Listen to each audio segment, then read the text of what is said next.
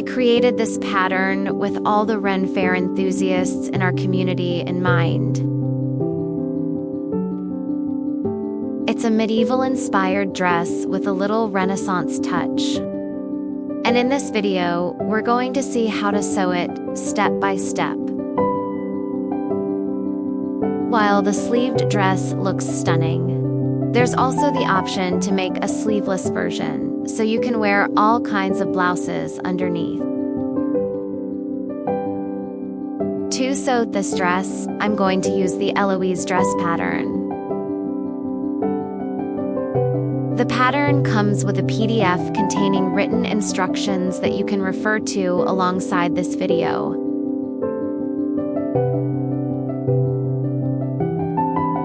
As always, I like to start by cutting out the largest pieces, which in this case are the rectangular pieces for the skirt or the sleeves. And then I simply fit the rest of the pieces into the remaining spaces.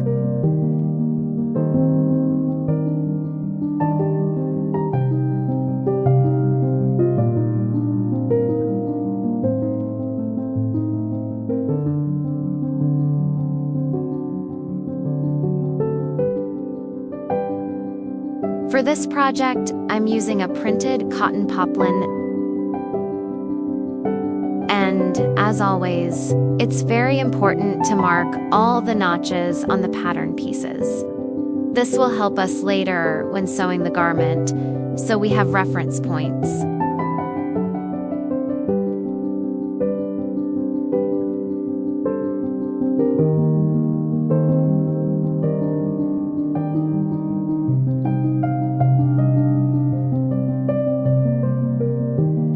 I'm going to start by sewing the skirt.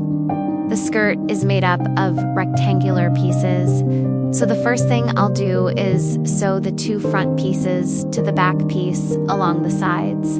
You can use a French seam or simply an overlock stitch.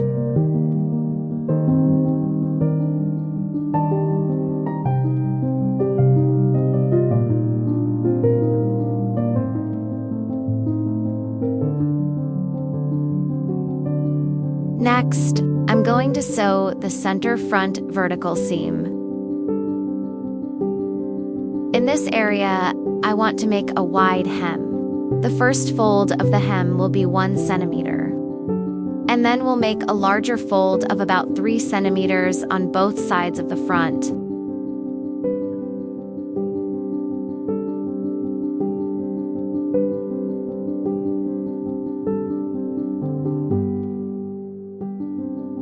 We'll finish the corner by folding the hem right sides together and making a stitching with a 1.5 centimeters seam allowance. At the corner, you can trim the fabric a little, turn it, and press it.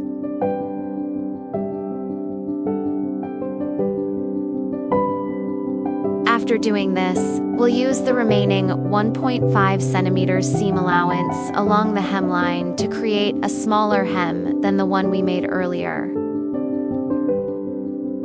And now you can make a stitching down the center front hem while simultaneously finishing the entire bottom hem. We're going to gather the entire top section since we'll need to adjust the skirt's length to match the bodice later.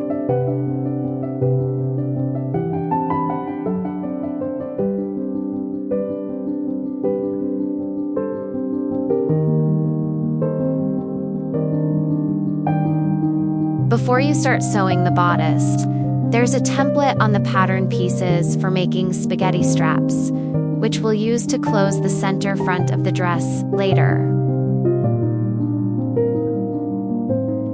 And don't worry if you don't know how to sew a spaghetti strap, because in the video description I'll leave a link so you can check out that section on our blog. And now, here's an overview of the bodice, and we're going to start by sewing the back darts. We'll simply fold the back right sides together along the center of the dart and make a stitching to close it. Then we'll press it toward the side.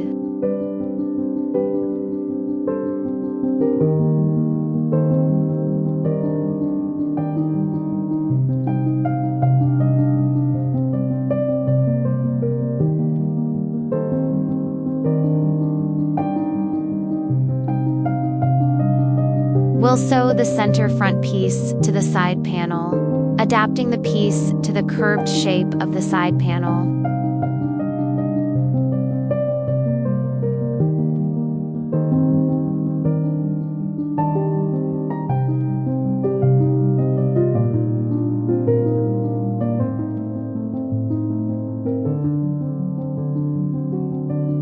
To help the curved shape fit better, you can make small notches in the seam. We will also press this seam using a sewing ham.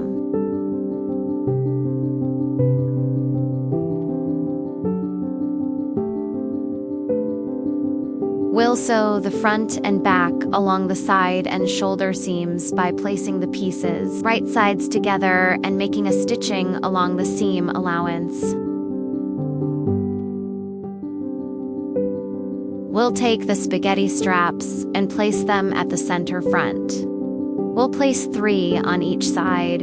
The first will go at the top of the piece, the second right at the center notch, and the third at the bottom, always leaving a 1 centimeter seam allowance free at both the top and bottom. We'll pin the pieces in place so we can sew the rest of the garment more comfortably later.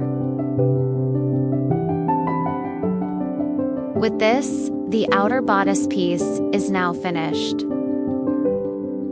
We need to sew another bodice piece in lining fabric, following the same process we've used so far for the outer pieces, but without the spaghetti straps.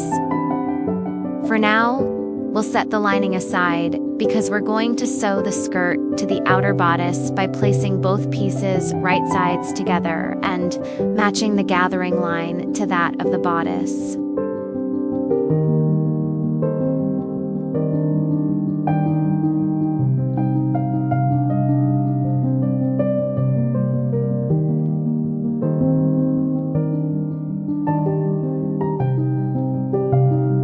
When sewing the skirt to the center front, the bodice's seam allowance should extend beyond the skirt fabric. And now, we take the lining back and place it right sides together, following the entire neckline contour, as well as the center front line. Pin both pieces together.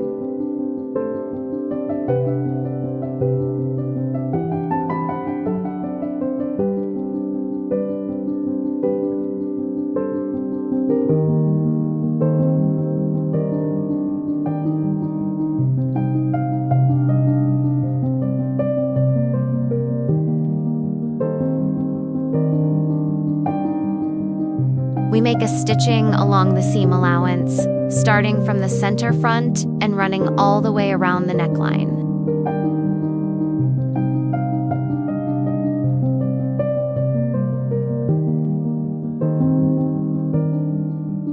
Notch all the curved areas of the neckline so that when you turn the garment right side out, the fabric will sit better. Additionally, on the neckline, you can optionally make an understitching on the lining.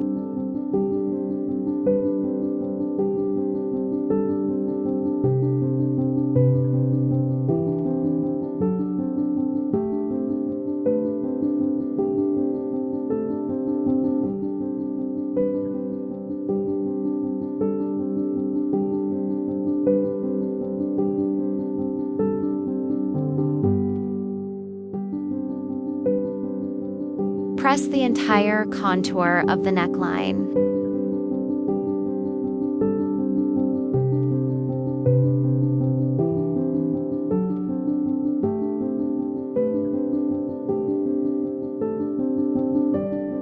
And to finish the seam between the bodice and the skirt, we'll use the lining, folding the seam allowance inward and hand stitching just above the seam we made to sew the skirt.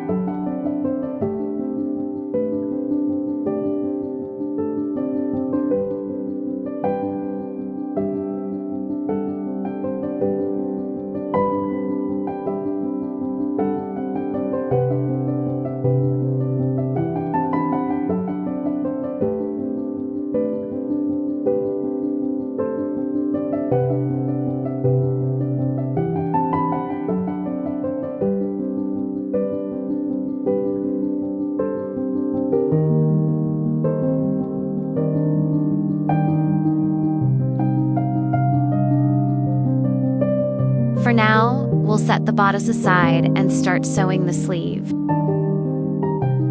On the sides of the pattern, there are notches that mark where the tracks for the elastic go. We're going to use the strips that come with the pattern to create the elastic tracks. These tracks are very easy to create by simply folding the sides of the piece itself 1 centimeter inward.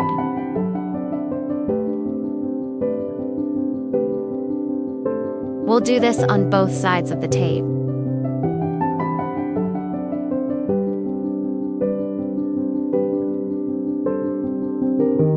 Place the track pieces inside the sleeve.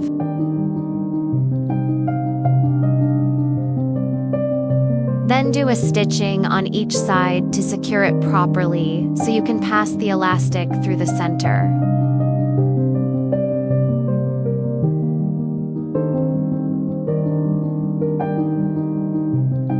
Trim the excess fabric on the sides.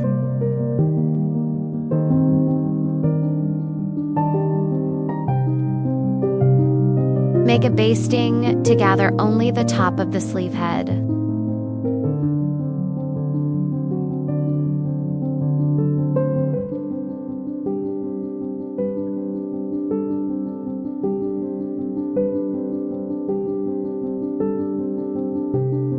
Prepare the elastic bands and, using a safety pin, thread them through the tracks.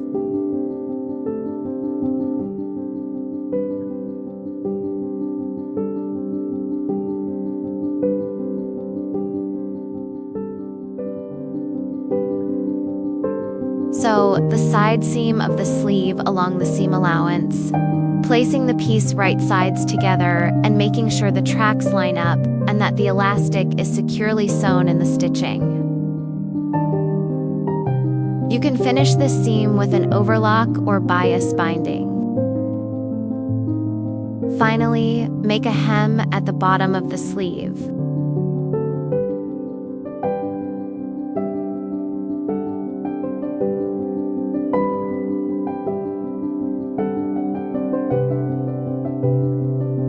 Once you have both sleeves, we'll move on to attaching them to the bodice.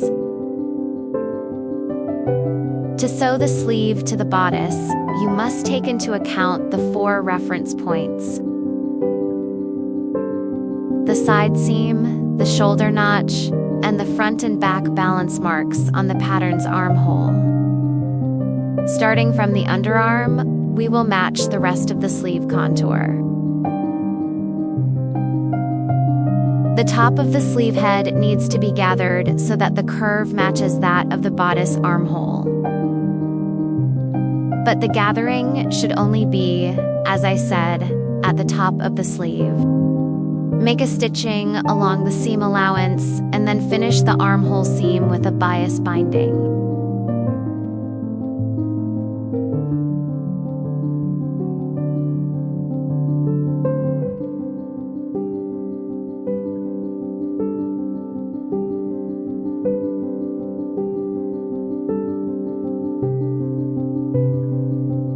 And with that, our garment is finished.